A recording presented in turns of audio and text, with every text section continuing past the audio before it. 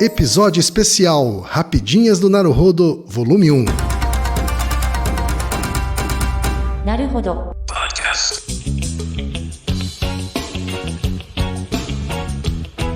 Bem-vindo ao Naruhodo, podcast para quem tem fome de aprender. Eu sou Altair de Souza. E eu sou Ken Fujioka. E hoje é dia de quê? Rapidinhas do Naruhodo. E hoje, Altair, episódio especial. Vamos testar uma coisa e ver o que vocês acham. Exatamente. A gente vai pegar algumas das perguntas que foram enviadas para os ouvintes, mas que não foram selecionadas para ser pauta de episódios. Não porque elas não são importantes, mas porque talvez a resposta não demande tanto tempo, mesmo para o nosso podcast, que já é um podcast curto. Pois é, então o que a gente fez foi juntar várias dessas perguntas, tá? E fazer um primeiro episódio especial com essas rapidinhas. Isso. Tá? São perguntas que vão ter respostas ainda mais rápidas do que a que a gente dá regularmente. Todas curiosas. Tá legal, então vai ser um ping-pong, tá, Altair? Tá preparado aí? Vamos ver se sai. Então vamos lá. Pergunta do Alexandre Domingues, 35 anos, analista fiscal de Mauá SP. Altair, sentir frio e calor é psicológico? Sentir frio é psicológico em parte, né? Como a gente comentou no podcast anterior, sentir frio ele é contagioso. Então, quando você vê uma pessoa sentindo frio, isso ativa certas estruturas do seu cérebro, chamadas estruturas espelho, e você sente uma redução da sua atividade corporal. Então dá para dizer que sentir frio é psicológico. Apenas frio. E calor? Isso não vale para o calor. Então, Não? o calor não. Então, o calor é muito mais ligado a uma termorregulação endógena. Então, a gente pode dizer que sentir frio a gente é influenciado pelos outros por contágio, mas o calor não. Ok. Pergunta do Alexandre Domingues. Por que sentimos frio quando estamos com febre, Altair?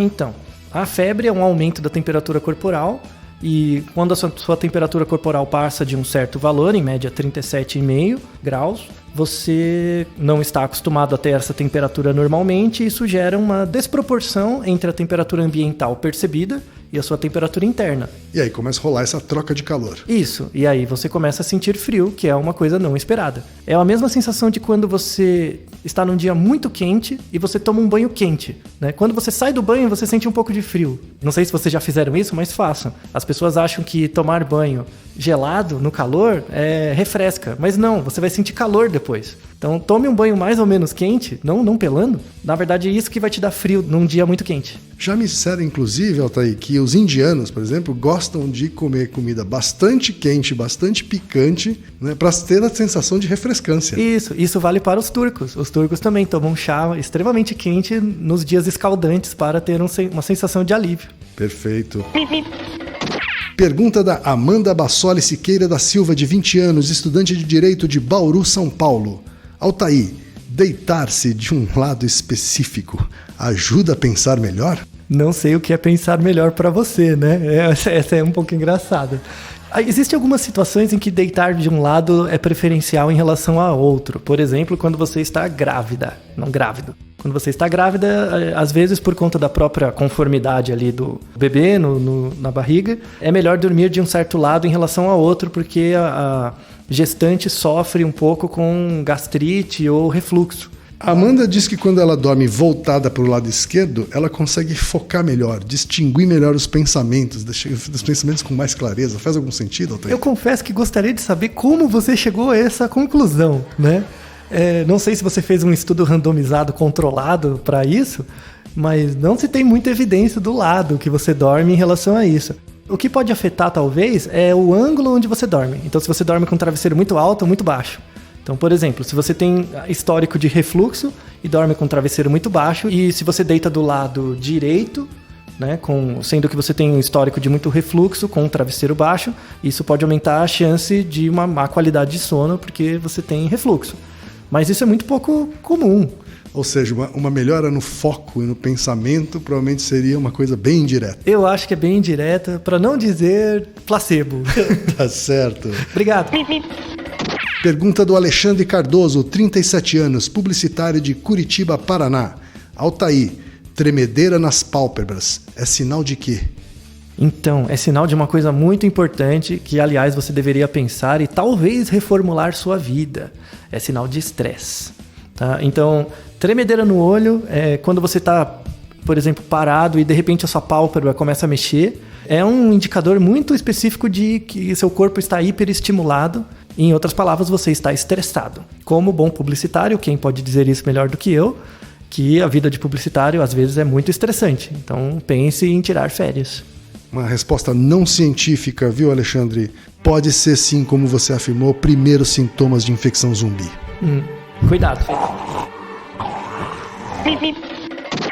Pergunta do Marcos dos Anjos, 33 anos, jornalista de Belo Horizonte, Minas Gerais. Altair, por que os balões de gás murcham? Porque o ar escapa. Ou seja, por mais fechadinho que ele esteja, que possa parecer que esteja, o ar escapa. Isso, por melhor que seja a sua acuidade visual, os buraquinhos existem e o ar escapa. As moléculas do ar são menores do que... A sua acuidade visual. Tá certo, então. Pergunta da Natália Picanso, 24 anos, jornalista de São Paulo, capital. Altair, por que os mosquitos costumam voar perto dos nossos ouvidos, Altair? Porque se os nossos ouvidos fossem nos joelhos, eles andariam em torno dos joelhos. Essa é muito boa. Sensacional essa pergunta da Natália, Altair. Né? Mas aí só dando uma explicação um pouco melhor, vai, tá bom. Será que eu vou responder com uma outra pergunta. Será que os mosquitos voam intencionalmente em torno do seu ouvido ou justamente ao seu ouvido, o lugar onde a informação sobre a presença deles é registrada? Reflita sobre isso. A última de hoje, Altair. Vamos lá. É da Juliana Rodrigues Silva, 27 anos, de Fortaleza, Ceará. Altair, sopa quentinha funciona como analgésico? Então lembre, caso você não tenha ouvido, ouça o nosso primeiro episódio, se chá de camomila acalma. A resposta para o chá de camomila é a mesma para a sua sopa.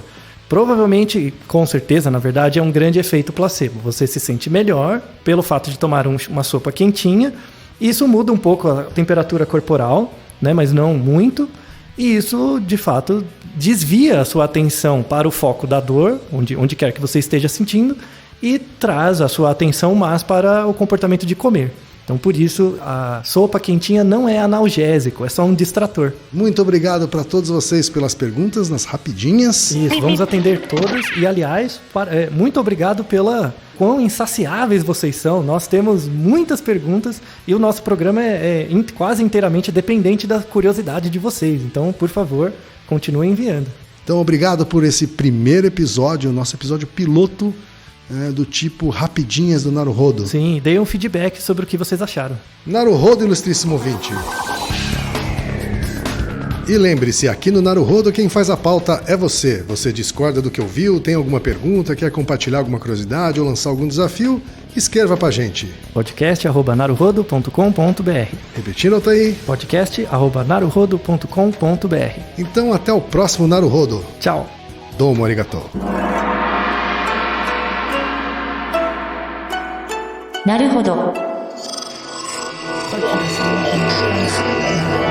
Esse podcast é apresentado por b9.com.br.